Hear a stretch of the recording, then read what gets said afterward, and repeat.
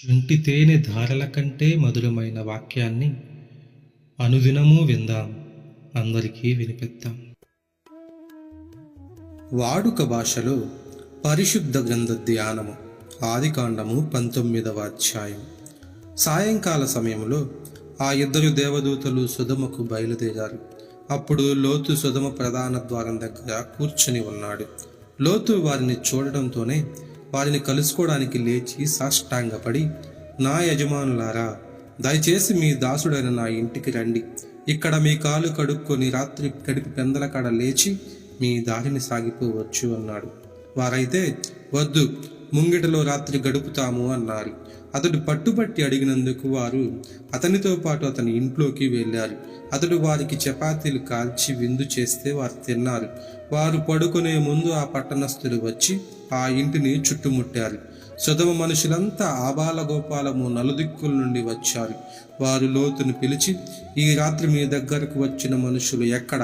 మేము వాళ్ళతో సంపర్కం చేయాలని వచ్చాం. మా దగ్గరకు వాళ్ళని బయటికి తీసుకురా అన్నారు.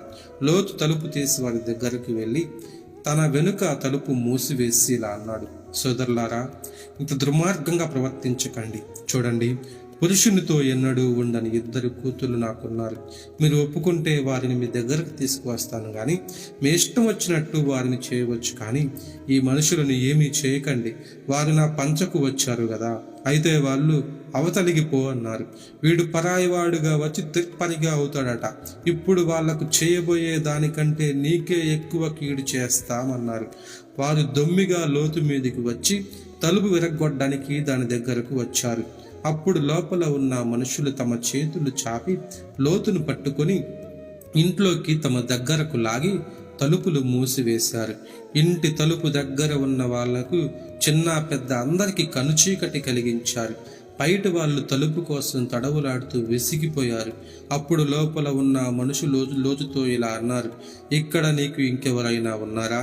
అల్లుళ్ళు, కొడుకులు, కూతుళ్ళు ఇంకెవరైనా ఈ పట్టణంలో ఉంటే వారిని ఊరి బయటకు తీసుకుపో. ఎందుకంటావా? మేము ఈ స్థలాన్ని నాశనం చేస్తాం.